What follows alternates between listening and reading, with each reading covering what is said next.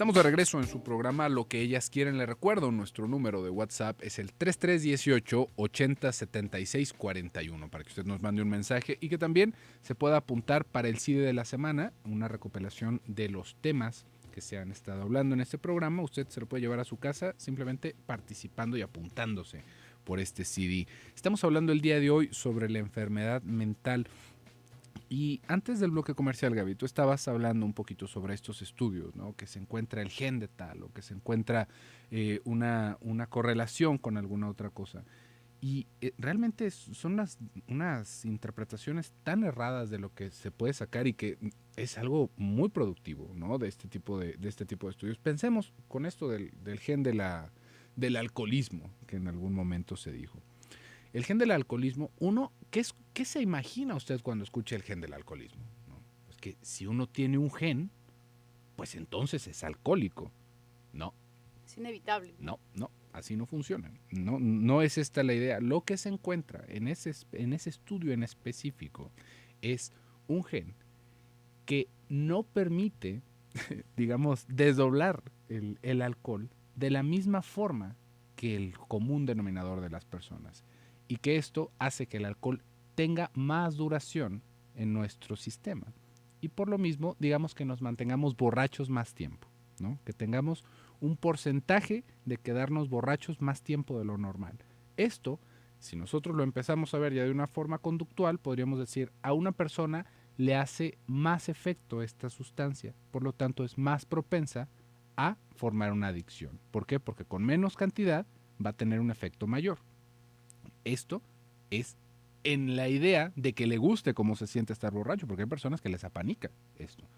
Pero ahí tenemos nuestro gen del alcoholismo, algo que puede generarnos una reacción, que puede volvernos alcohólicos. Pero no hay tal cosa como que nacimos con un gen de alcoholismo y entonces yo estoy programado, como si fuera algún tipo de computador, para hacerme alcohólico. Eso no pasa. Eso al día de hoy no se ha encontrado. Las conductas, y esto es algo que se tiene sabiendo desde los Desde 1800, Darwin. desde Darwin, las conductas no se heredan. Todo lo que tiene que ver con la personalidad no se hereda, se aprende. Esto es algo bastante interesante si nosotros lo vemos y igual y le puede parecer que está un tanto desviado del tema, ¿no? Que tiene que ver eso con la enfermedad mental, porque va por el mismo lado. Sí hay enfermedad mental que tiene que ver con lesiones cerebrales muy específicas, pero son las menos.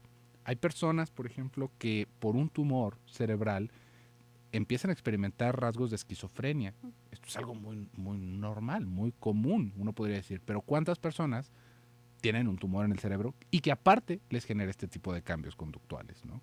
Ahí es en donde tendríamos que pensar cuál es la posibilidad de que tenga que ver con una lesión. O personas que también, por ejemplo, en su desarrollo sufrieron algún accidente, tuvieron algún golpe, un accidente automovilístico y una lesión de este tipo, por supuesto que tiene cambios. ¿Por qué? Pues porque nos dieron una agitada de cabeza terrible y las cosas ahí se van almacenando, ahí es en donde está toda esta información y por supuesto que se altera. Eso es lo que tiene que ver con lo orgánico y con la enfermedad mental.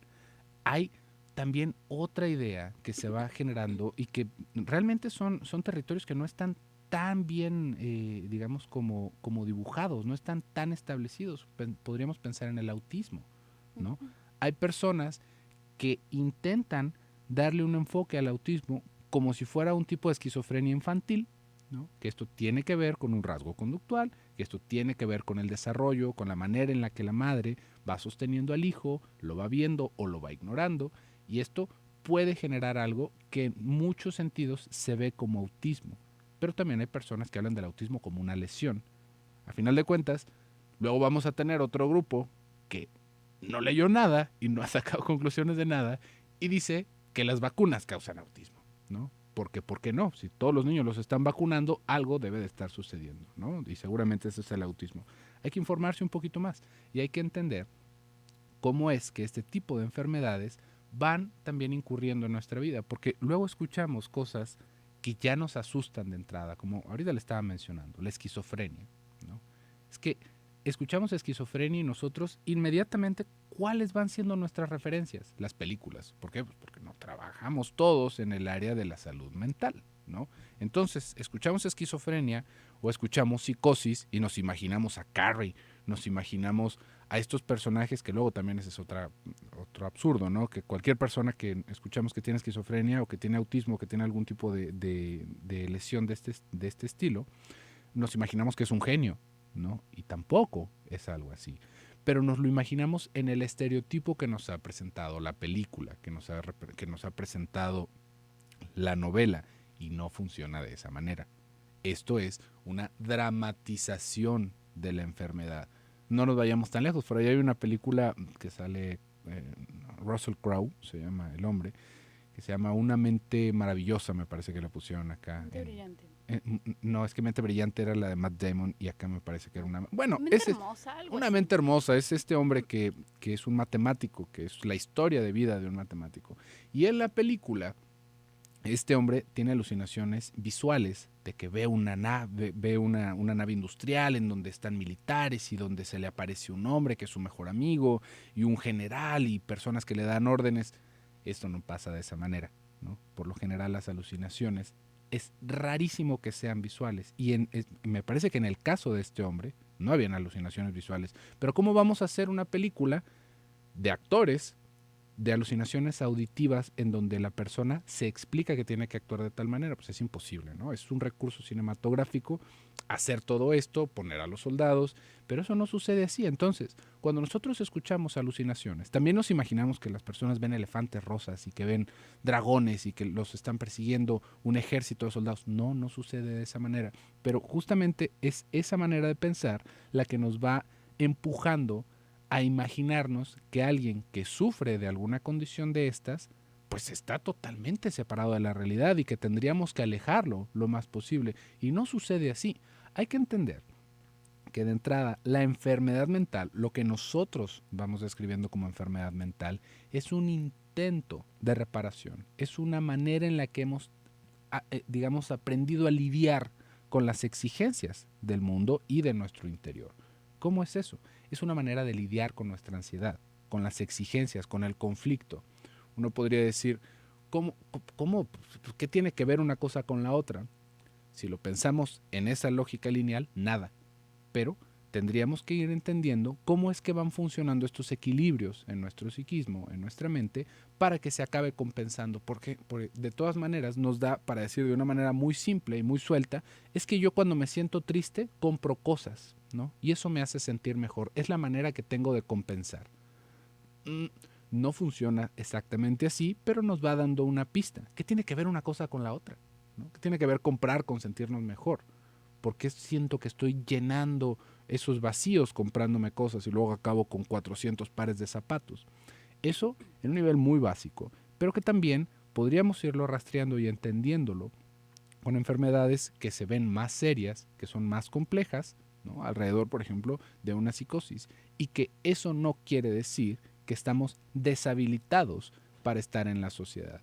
En sí, si usted supiera la cantidad de personas con las que se coexiste día a día que tienen una enfermedad mental que va apuntando hacia la psicosis es muchísimo más común de lo que usted se imagina. Muchísimo más. Puede ver personas en la política, en puestos altos de gobierno, puede verlos en instituciones de cualquier tipo, en escuelas, en todos lados. ¿Por qué? Porque todos seguimos siendo personas, pero son diferentes formas de sufrir.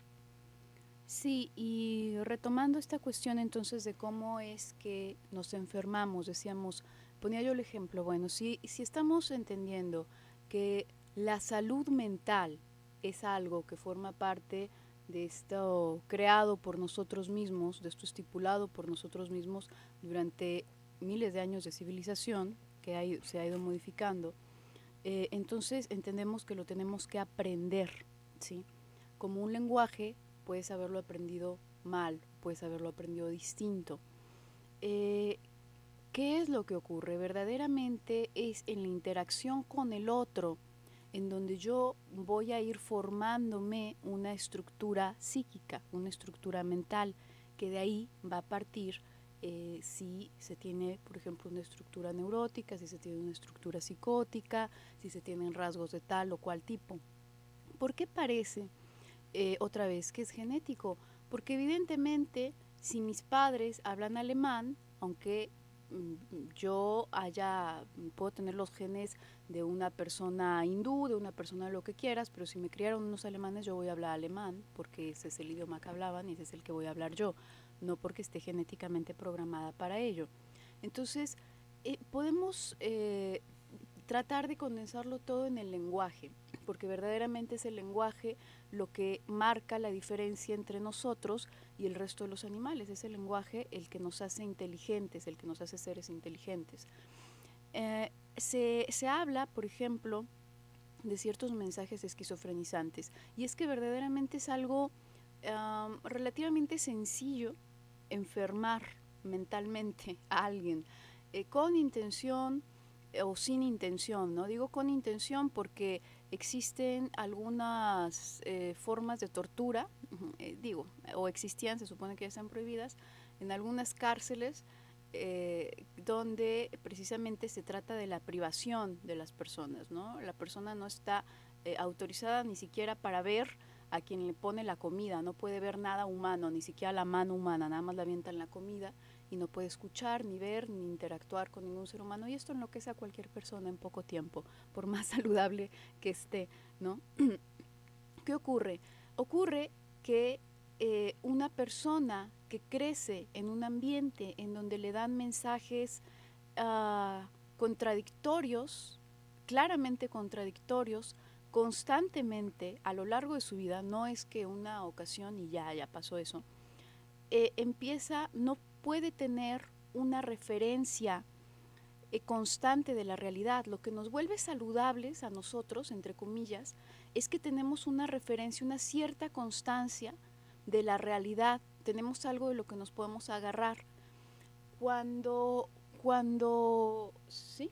Me parece que vamos a ir a un corte comercial. ¿Vamos a ir a un corte ya? ¿Ya nos vamos a un corte? Vamos a un corte y regresamos.